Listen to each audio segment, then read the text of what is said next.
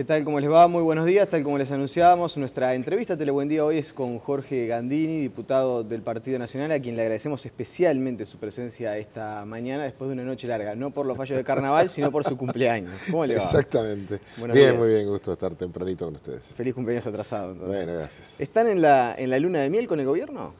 No, estamos, me parece, en un momento en el que adecuadamente se va entablando un diálogo que tiene que ser de ida y vuelta y que obviamente tuvo la iniciativa del presidente de la República, que fue muy bienvenida. La reunión de ayer entre el presidente de la República y los representantes de las bancadas de oposición, de los 4 partidos de oposición ahora, fue muy interesante porque el presidente no nos recibió en ambiente four-point, en una reunión informal con el vicepresidente de la República. El presidente nos resolvió en Consejo de Ministros. Yo la verdad quedé muy impresionado cuando ingresamos a aquella enorme sala en la que estaban todos los ministros de Estado, el secretario y prosecretario de la Presidencia de la República y, por supuesto, el presidente y el vicepresidente. Y donde se entabló un diálogo muy formal, muy formal. Se acabaron aquellos métodos más coloquiales y menos formales. Fue bastante formal la reunión en toda su presentación y las formas a veces hacen a las cosas. A mí me impresionó muy bien. Y el presidente de la República inició un camino que pretende ser permanente, eso fue lo que dijo. Y otra cosa que me llamó la atención, no lo vinculó al diálogo del gobierno con los partidos políticos. Lo vinculó y así se refirió al diálogo entre el gobierno y el Parlamento.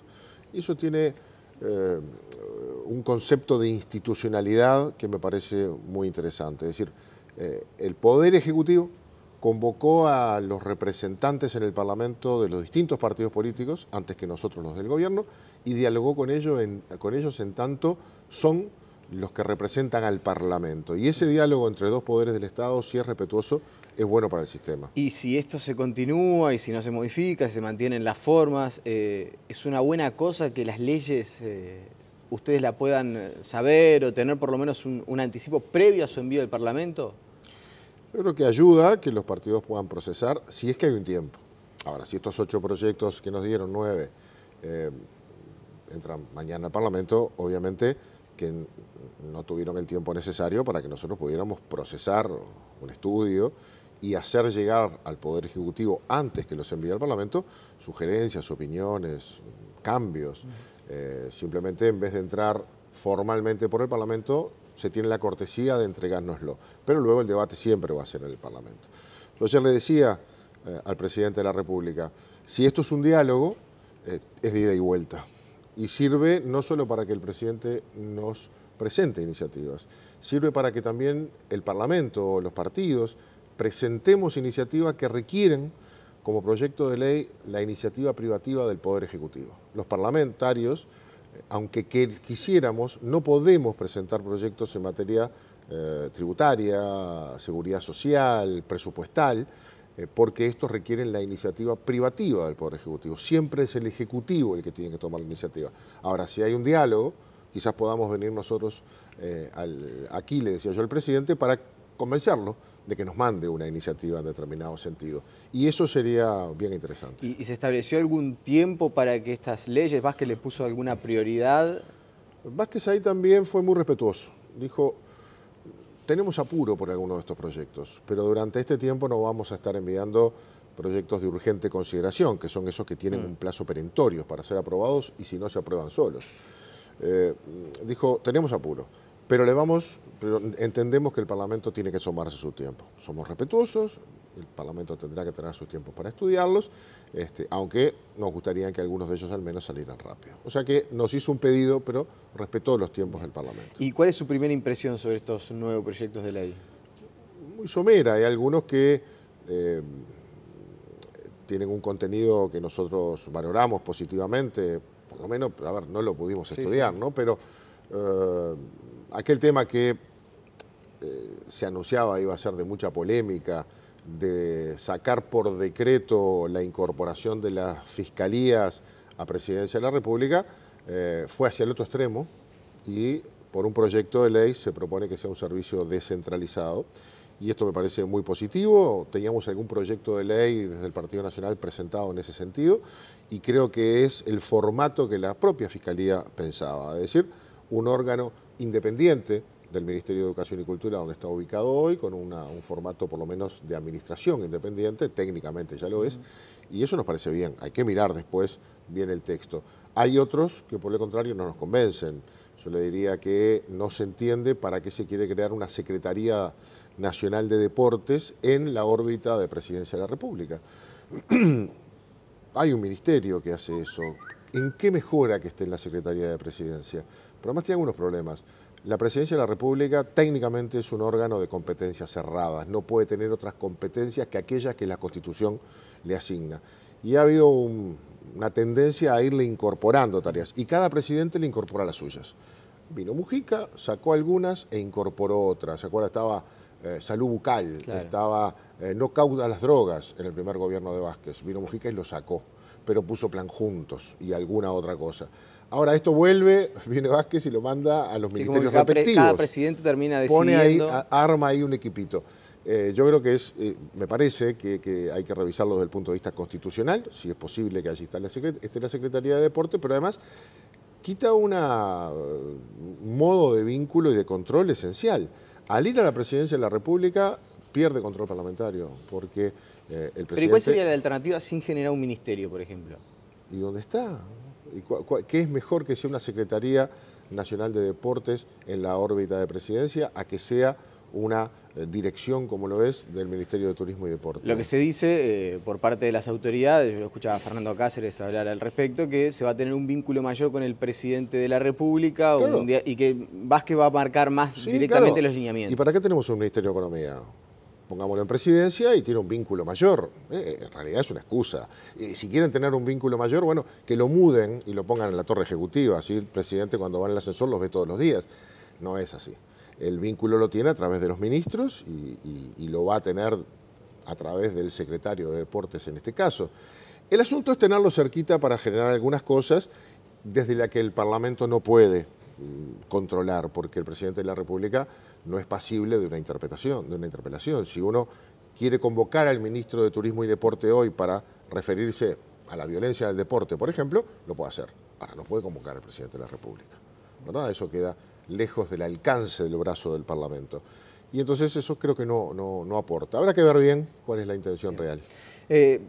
Hay algunas leyes, una de las que presenta mayor atención, sobre todo para los contribuyentes, es el tema del IRPF. Ahí me imagino que todo lo que sea beneficio para el trabajador rápidamente va a ser aprobado. Nosotros en nuestro programa de gobierno teníamos esta y otras modificaciones tributarias vinculadas al IRPF para aliviar a los sectores de menores ingresos, estas y más deducciones, etcétera. O sea que por ese lado vamos a coincidir. Este proyecto trae otro aspecto, el mismo proyecto, que es incluir el pago del impuesto de primaria en los inmuebles rurales. Yo en principio estoy de acuerdo conceptualmente, pero este lo hace, se habló de 300 hectáreas, antes se hablaba de 200, pero aquí no habla de hectáreas, habla de valores, 650.000 pesos de valor real del inmueble, dice. Bueno, esos son 27, 28 mil dólares. ¿Cuántas hectáreas tiene un inmueble de 27, 28 mil dólares? Un predio muy chiquito. Algunos que están al borde de la pobreza explotando esos predios. Hay que analizarlo bien a quién le cae. Y el segundo aspecto que yo creo que es muy importante, ¿a dónde va? A mí me parece justo que nuestros compañeros del interior, el otro día lo decía el diputado Mario Ayala de Artigas, lo decía el compañero Surramendi de Cerro Largo, en una reunión que tuvimos, decía, bueno, pero entonces si le ponen un impuesto de primaria a los predios rurales, que vaya a financiar las escuelas rurales, porque las escuelas rurales las mantiene la gente con actividades, con festejos, con comidas, o las empresas rurales de la zona. Todo el mundo aporta para que la escuelita pueda estar viva. Bueno, que vaya ahí. Y no está mal si le damos la afectación especial, al menos prioritaria, que el destino de lo que pagan los predios rurales vaya a los centros educativos rurales para ayudar a que la campaña siga poblada. Esas son las cosas que nosotros podemos proponer en estos días. Creo que ahí hay cosas que vamos a apoyar en ese sentido. Bien, fue una mala noticia que no se aceptara la propuesta de modificar la ley que regula la venta de marihuana. Ya Sendik rápidamente en conferencia dijo no hay espacio para eso. El gobierno se encierra por sus compromisos internos porque no han podido viabilizar o instrumentar una ley compleja. Yo le dije al presidente, nosotros le traemos una propuesta en nombre de Alianza Nacional y Larrañaga nos encargó de hacerla. Respecto al tema de la ley que regula el consumo y el comercio de marihuana recreativa, que no votamos, con la que no estamos de acuerdo, pero además en la que vemos que es muy difícil ponerla a funcionar. Lo que hacíamos era establecer que estamos a disposición de trabajar en una alternativa, porque esta va a ser muy complicada. Y Vázquez lo sabe, ya ha dicho que no le convence que se vendan en las farmacias la marihuana. Las farmacias tienen que vender salud, no adicciones, y además tiene un problema de riesgo importante. No me contestó. El presidente, cuando se refirió a mi pregunta, dijo, y sobre las drogas, vamos a poner mucho énfasis en el alcohol, y habló del alcohol y habló de armar un grupo de trabajo para el que nos va a convocar a nosotros y a otras organizaciones, de modo de tratar de tener una ley lo más de consenso posible. Después, a la salida, Sendik descartó cualquier modificación. Me parece que el gobierno se ata las manos, no deja puertas abiertas porque le va a ser muy complejo intrometer una ley muy cuestionada. ¿Y qué era lo que ustedes le iban a proponer? Bueno, revisarla, tratar de acercar al presidente a nuestra visión de que el autocultivo es una cosa, pero la venta, la comercialización a gran escala es otra, porque además algún día vamos a tener que sincerar esto y poner los números arriba de la mesa. Y cuando los pongamos arriba de la mesa, los uruguayos vamos a subsidiar la marihuana. Es increíble. Hoy le damos un subsidio a la cerveza, le vamos a dar un subsidio a la marihuana. No hay otra manera que los números cierren, sino el mercado negro va a ser más barato que el oficial y el mercado negro va a seguir existiendo. Y ese era el objetivo de la ley, eliminar el mercado negro de marihuana porque aquellos que quisieran consumir lo podían hacer oficialmente y legalmente. Pero lo cierto es que si hay una diferencia muy grande, el mercado negro va a haber un mercado oficial para los que tienen y para los demás van a ir al mercado negro. Entonces hay que estudiarlo, pero además subsidiar la marihuana es difícil, ¿no? El gobierno lo tiene que pensar dos veces. Bien, quiero preguntarle sobre... Te quería decir una cosa que también, a mí personalmente me sorprendió algunos proyectos que no vinieron. ¿Por ejemplo? La condonación de la deuda de Cuba. Eso lo mandó Mujica, sí, firmado por sus ministros. Ingresó y se archivó. Todo proyecto a consideración del Parlamento va al archivo si es que viene firmado por otro presidente de la República. Si requiere una nueva iniciativa que firmará Tabaré Vázquez, Nino Noboa y los ministros del ramo. El ministro de Economía lo deberá firmar Astori. Venía firmado por Mujica, Vergara, Almagro. Y se dijo, Sendik, recuerdo sí, que Sendik dijo... el primer día de la legislatura dijo, uno de los primeros proyectos que vamos a tratar es el tema de la condonación de deuda a Cuba. Sí, sí, y también reconoció que había que volverlo a presentar. Es decir, yo creo que en aquel momento fue una señal que dio Mujica a la avenida de Castro al Uruguay y a esos días antes de irse. Pero no vino ese proyecto. Me llamó la atención, yo esperaba que si este era de los primeros, el presidente lo iba a integrar, pero no estaba. O sea, que para los hermanos Castro quizás sea una... Vamos a ver, ¿no? Haya sido por la galería, dice usted. Escuché a la diputada Paisí que habló de proyectos archivados que iban a desarchivar, no habló de este tampoco. Así que bueno, vamos a ver si este gobierno está revisando lo que mandó el anterior o si se piensa hacer de otra manera. En la reunión de ayer no se planteó por parte del flamante gobierno ningún apuro ni por el tema de la designación de los cargos de la oposición en las empresas públicas, los servicios centralizados. El tema no estuvo sobre la mesa. Se nos manifestó apuro en algunos de estos proyectos, particularmente en uno que justo no nos lo entregaron porque tenía un error, y que seguramente hoy de mañana lo vamos a tener, que está vinculado a las designaciones o decisiones de los municipios en los cuales se va a realizar elección de alcaldes y concejales ya ahora en mayo. Y por lo tanto, obviamente, tenemos que aprobar esa ley muy rápido y tiene acuerdo, pero no vino. Ese es el más urgente. Los demás, por supuesto, cuanto antes bajemos el IRPF, mejor.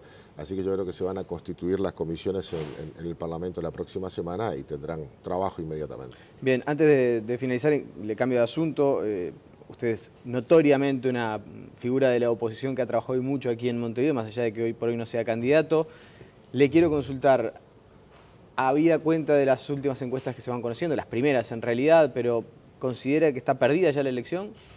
Nunca hay nada perdido. Mientras hay lucha, hay esperanza. Montevideo ha sido muy árido para los partidos tradicionales desde hace 25 años. Yo creo que Montevideo pide un cambio. No sé si nosotros estamos hoy en condiciones de asumir y de ganarnos ese lugar, pero la gente quiere un cambio en Montevideo. Es una campaña rarísima, ¿no? Rarísima. No sé si es por el hartazgo de la gente de una elección tras la otra o es porque en la campaña no se ha instalado el debate. Todos los candidatos dicen cosas y nadie se las contesta. Algunas han sido disparatadas, pero nadie las contesta. O por lo menos no se instalan entre ellas como debate.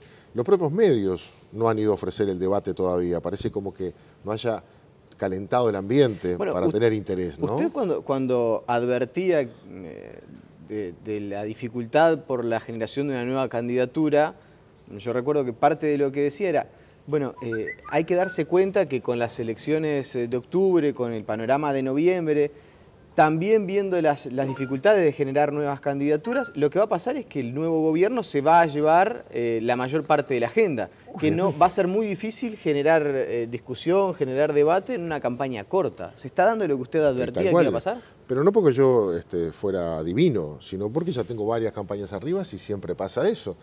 El verano impide cualquier actividad de estas. El año empieza a empezar cuando empiezan las clases.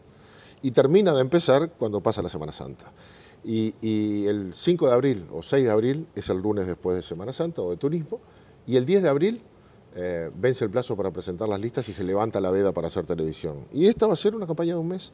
Y cuando la campaña se transforma en campaña exclusivamente mediática, es un tema de dinero, porque hay que invertir en publicidad, y el debate pasa casi desapercibido. Es la acción mediática para informar a la gente y hay que repartir la lista. Todo lo previo no encuentra espacio, no lo encuentra y no lo encontró. No lo encontró Garcés, no lo encontró Daniel Martínez, no lo encontró Topolansky. Las campañas, fíjese, Lucía Topolansky larga mañana, Garcés el 10 en el Cinemetro, Martínez el 17 en La Teja, y ahí está iniciando la campaña. Una semana después empieza Semana Santa, o sea que otra vez, para abajo. Es imposible instalar el debate. ¿De qué queremos hacer con Montevideo? El debate había que haberlo instalado antes, como pasa en el interior, en la elección nacional. A mí el modelo que me gusta es separación, sí, está bien, pero cuando la gente pone atención en el tema electoral, los candidatos a presidente tienen que estar también acompañados de los candidatos a intendente, cosa que se hace en el interior, mirando la administración del lugar donde la gente vive, a lo nacional y a lo departamental. Pero bueno, ese no fue el camino elegido por ninguno de los partidos, con la diferencia de que el nuestro es el desafiante y tiene que hacer cosas diferentes al oficial, ¿no? ¿Y le sorprende que Martínez lleve cierta ventaja sobre Topolansky en los sondeos que se han conocido? Es muy difícil evaluar el comportamiento de la gente todavía. Yo creí que iban a estar más parejos. Tengo que ver, ya las encuestas uno las mira con un poco de reparo. Vamos a ver, por lo mismo que yo le decía, de que la gente está muy lejos. Hay gente que nos dice, ya hay elecciones. Anoche en mi cumpleaños me preguntaban si era obligatoria. Es decir, recién empieza a caer la gente en el tema. Yo creo que la pregunta de comportamiento e intención de votos hay que hacerla en un mes y ahí vamos a saber un poquito mejor. ¿Y hay un riesgo de que la gente perciba que, bueno, va a ganar el Frente Amplio, no hay ninguna discusión en eso, y que sea una especie de balotaje entre Martínez y Topolansky, que mucha gente que tenga el voto independiente, que de repente no sea muy partidaria, que quizás apueste definitivamente un cambio en Montevideo, que entienda que haya que cambiar, termine inclinándose por una de las dos opciones que sean más seguras? Yo creo que es un desafío eso. Si no logramos hacer entender que Topolansky y Martínez son dos personas bien diferentes, pero que pertenecen a un mismo modelo de gestión, puede ser que se dé eso. Ahora, ninguno de los dos representa el cambio. Topolansky lidera un movimiento que es el MPP, que ha tenido un intendente como Ehrlich, muchos directores, como Urce, el del Corredor Garzón y todo el plan de movilidad fracasado. Daniel Martínez ha tenido su bancada muy importante y ha cogestionado la intendencia desde varias direcciones y ha convalidado desde su liderazgo departamental, ha convalidado la acción del gobierno de Ana Olivera.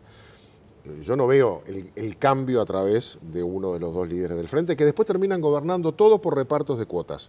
Al MPP le toca la dirección tal, a Hacienda va a Asamblea Uruguaya, y así se reparte, igual que reparten los municipios. Y en ese compartimento estanco de gestiones separadas, donde conviven visiones ideológicas y políticas diferentes, el intendente no gobierna ni gestiona. Eso es lo que ha pasado hasta ahora, después de Vázquez hasta acá. Vázquez quizás fue el que, por ser el primero, el que más autoridad y fuerza tuvo. Aunque cometió algunos errores importantes, pudo gobernar. Los demás tuvieron que pactar adentro. Le va a pasar lo mismo. Le va a pasar lo mismo. El cambio va por otro lado. Pero como yo le decía, la gente nos tiene que visualizar. Pasan cosas raras en lo departamental. En la pasada elección hubo 14% de voto en blanco en Montevideo. O sea, muy llamativo. Casi 70% de abstención en el voto municipal en la pasada. Eso también es muy llamativo. ¿Y eso no es gente que está predispuesta a votar a Daniel Martínez? Yo, vaya a saberlo, no lo sé.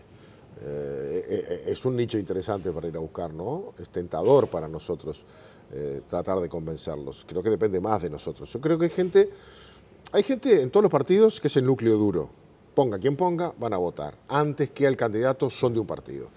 Pero hay una masa muy importante de uruguayos cada vez más grande que, si bien tienen el corazoncito en un partido, son independientes a la hora de decidir. Miran también a la persona.